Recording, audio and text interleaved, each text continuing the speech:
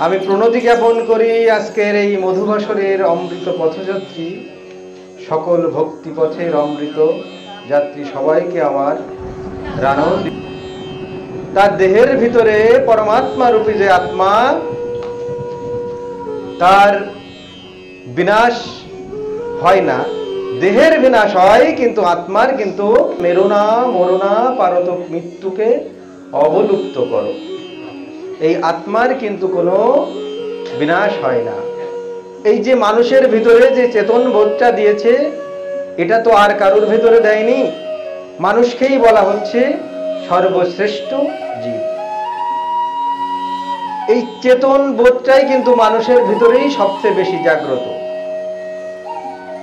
তাই চেতনা বোধকে জাগ্রত করতে গেলে ঠাকুর বাণীতে বলছেন যে মানুষ আপন টাকা পর, যত পারিস মানুষ ধর।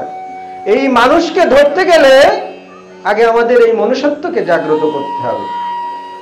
আর এই মনুষ্যত্বকে জাগ্রত করতে গেলে কি করতে হবে? নিজেই নিজেকে চিনতে হবে। আর নিজেকে চিনতে গেলে কি করতে হবে? আমার এই সাধন ভজন পথে, সৎসঙ্গ পথে আমার কিন্তু আসতে হবে। আর এই ভজন পথে কিভাবে আসবো?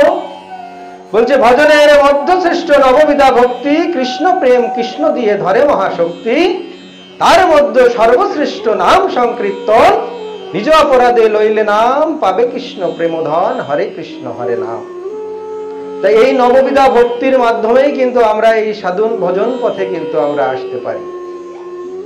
এই ভজন পথে আসতে গেলে আমাদের এই ভক্তিটাকে আগে জাগ্রত করতে হবে। এই ভক্তিটা জাগ্রত না করলে আমরা কিন্তু ভক্ত হতে পারবো না। শাস্ত্র বলছে আমি কে, আমি কোথায় ছিলাম, আমি কোথায় এসেছি। বলছে আমি ছিলাম সেই অপ্রাকৃত জগতে, এসেছি এই প্রাকৃত জগতে, সময় হলে কিন্তু আবার চলেও যেতে হবে। আমার আমিত্ব পেয়ে নিত্য বস্তুকে ভুলে গিয়ে আমরা অনিত্য বস্তু নিয়ে সবাই কিন্তু মত্ত আছি, যে আমরা এখানে অতিথি হিসেবে এসেছি। বাসাংচি জীর্ণানি যত বিহাই নবানি গ্রান্তি নরপরানি তত শরীরানি বিহাই জীর্ণানি অন্নানি সংযমি নবানি দেহি।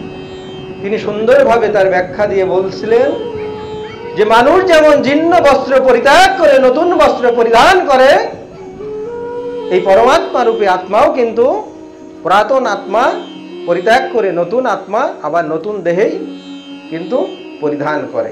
বুঝতে হবে যে তিনি অবলুপ্ত হয়েছেন, তিনি কিন্তু বিলুপ্ত হননি।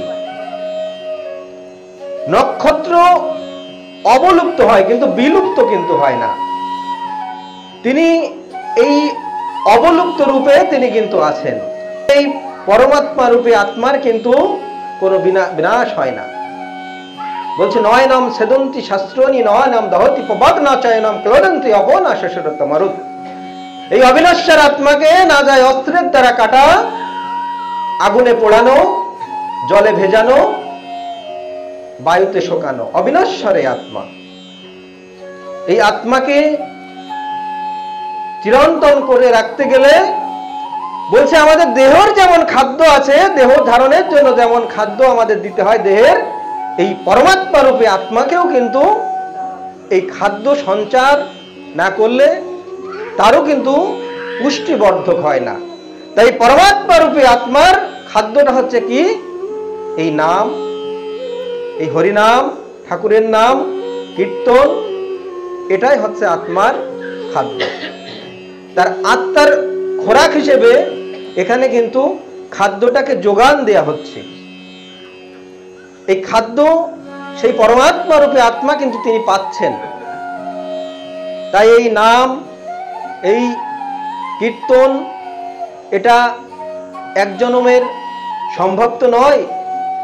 বলছে কোনো ভাগ্যে কোনো জীবের শ্রদ্ধা যদি হয়, তবে সেই জীবের সাধুসঙ্গ করায়। সাধুসঙ্গ সাধুসঙ্গ সর্বশাস্ত্রে কয়, লভমাত্র সাধুসঙ্গ সর্বসিদ্ধি হয়।